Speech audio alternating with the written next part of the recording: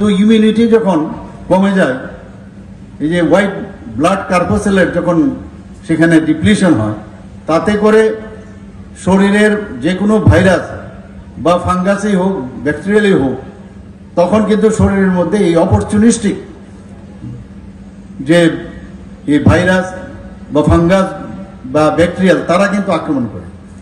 সেটা টিউবারকুলোসিস হোক, সেখানে আমাদের যদি গোনোরিয়াই হোক, সিফিলিসই হোক, বিভিন্ন রোগ, ইভেন ক্যান্সার পর্যন্ত, শরীরের ইমিউনিটি যদি না থাকে যে কোনো রোগে কিন্তু আক্রান্ত হয়। তো এটা আমাদের জন্য খুবই চিন্তার বিষয়, কারণ ত্রিপুরাতে অনেক বেশি এখন বিশেষ করে কম বয়সের ছেলে মেয়েদের মধ্যে প্রবণতা দেখা যায়। তো তার বিরুদ্ধে আমরা বিভিন্নভাবে প্রতিরোধ যাতে হয়, ওএসটির ব্যবস্থা আমরা করেছি, যাতে করে বিভিন্ন হসপিটালে আমরা সেই কাজটা আমরা করেছি। ওএসটি নিলে কি হয় যে যারা ড্রাগ সেন্টারে, এই ডি এডিকশন সেন্টারে যায়, তাদেরকে যখন ওএসটি দেওয়া হয়, তাতে করে তারা খাবে ঠিকই, কিন্তু সেটা এই অপয়োগ যে বিষয় সেটার থেকে অনেকটা মুক্তি পাবে।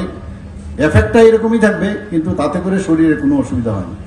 অ্যান্টি রেট্রোভায়াল থেরাপি সেটাও নেওয়ার জন্য আমরা ব্যবস্থা করেছি। এবং দেখা গেছে যদি এই ভাইরাল লোড যদি কম থাকে শরীরে, তাহলে next even mother to child সেখানেও যে যাওয়ার একটা প্রবণতা থাকে, সেটার থেকেও আমরা মুক্তি পেতে পারি। তো এই যে বিষয়গুলো, অ্যাওয়ারনেস, ইভেন সেক্স এডুকেশন সম্পর্কে আমাদের ছেলে মেয়েদের বোঝানো দরকার।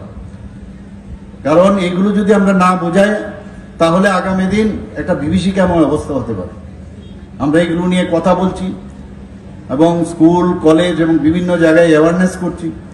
ড্রাগস নিলে কি হয়, বিভিন্ন সময় দেখা যায় যে ড্রাগস প্রথমে, যে কোনো নেশা যখন নেয় মানুষের প্রথমবার, তখন তার মধ্যে একটা মানে ইউফোরিয়ার যে ভাব, ইউফোরিয়া যখন আসে তখন মনে করে যে একটা মানে তার মধ্যে নিজেকে সেলফ সেন্টার্ড না করে সে সবার কাছে একটা মানে সেন্টার অফ অ্যাট্রাকশনের ব্যবস্থা থাকে তার মধ্যে, এবং যা খুশি তাই বলতে পারে। সেটা যখন আমরা মানে শুরুতেই যদি তার মানে কন্ট্রোল না করি, তাহলে সেটা আস্তে আস্তে অভ্যাসে পরিণত হয়।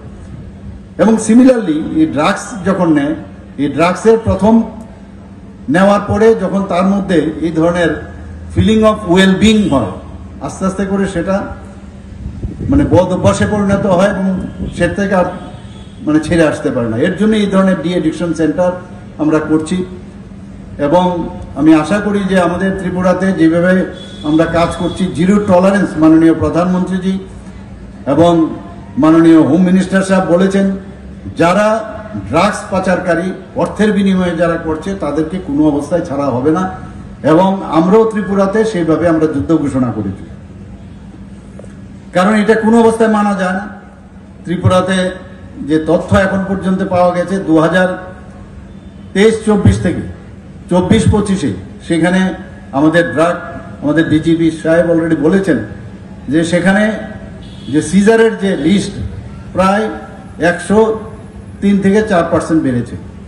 শুধু তাই নয়, আমাদের যে ডিস্ট্রাকশন, যে ড্রাগসের যে ডিস্ট্রাকশন হচ্ছে, তাও প্রায় 132%-এর মতো দেখা গেছে বেড়েছে।